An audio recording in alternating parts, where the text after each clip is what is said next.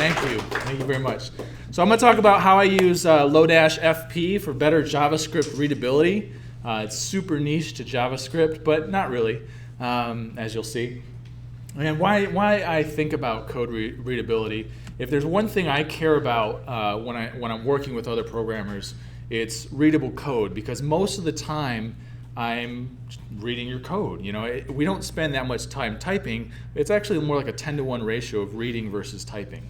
So I want very readable code. And so what I do for myself is I pseudocode something out. And so here's an example of a simple function. I think I call format to slug or something like that. We're going to take a string that has, it's got these, I don't know what those accent marks over the E's are called. It's got colons in there. It's got dashes. We're going to take this string. We're going to perform these comments, this little pseudocode, in order to this string. We're going to lowercase it. We're going to deburr it, which means we're going to take off the accent marks.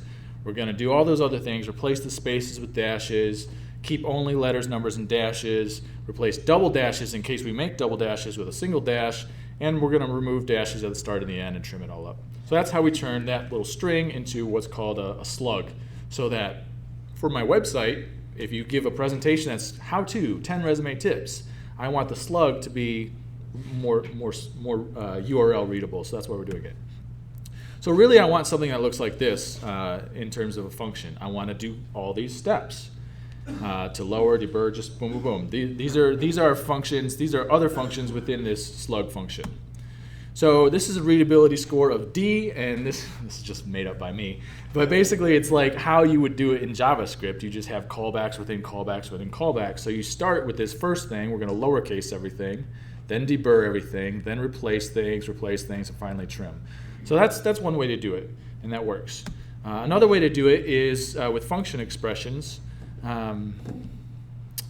So you have, is that right? Function expressions? I don't know. They're expressions. Basically, when you have an expression, something equals something, they are evaluated in order. So that's a way to do it, except that you just got this formatted string equals replace, formatted string. It can get kind of cluttered. So a nicer way to do this is using Lodash FP. It's the functional programming version of Lodash.